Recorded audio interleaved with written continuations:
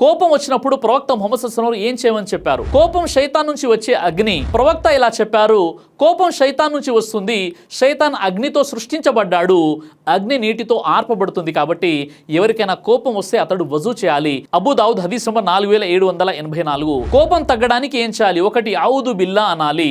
కోపం వస్తున్నప్పుడు ప్రవక్త వారు చెప్పారు, నేను ఒక మాట చెప్తానని చెప్తే అతని కోపం తగ్గిపోతుంది.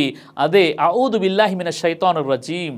సహీ బుఖారీ హదీస్ నంబర్ 3282, సహీ ముస్లిం హదీస్ నంబర్ 2610. అర్థం, శైతాన్ నుండి అల్లా వద్ద శరణు కోరుతున్నాను. ఇది మనసుని వెంట నియంత్రణలోకి తెస్తుంది. ఇక 2, నిలబడి ఉంటే కూర్చోవాలి, కూర్చుంటే పడుకోవాలి. ప్రవక్త చెప్పారు, మీలో ఎవరికైనా కోపం వస్తే అతడు నిలబడి ఉంటే కూర్చోవాలి, ఇంకా తగ్గకపోతే పడుకోవాలి. అబూ దావుద్ హదీస్ నంబర్ 4782.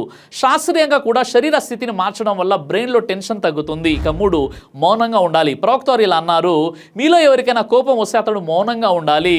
అహ్మద్ హదీస్ 2137. కోపంలో పలికిన మాటలు సంబంధాలను జీవితాంతం పగలగొట్టగలవు. అందుకే ఇస్లాం మొదట చెప్పింది, నోరు మూయి, హృదయాన్ని కాపాడుకో. ఇక 4, నిజమైన బలం అంటే కోపాన్ని నియంత్రించడం. ప్రవక్త వారు చెప్పారు, బలవంతుడు కుస్తీలో గెలిచేవాడు కాదు, నిజమైన బలవంతుడు తన కోపాన్ని నియంత్రించగలవాడు. సహీ బుఖారీ హదీస్ నంబర్ 6114, సహీ ముస్లిం హదీస్ నంబర్ 2609. నీ శక్తి ఎవరికైనా అరవడంలో కాదు, నీ శక్తి నీ కోపాన్ని అల్లా కోసం ఆపగలగడంలోనే ఉంది. ఈ వీడియోని లైక్ చేసి ప్రతి ఒక్కరికి షేర్ చేయండి.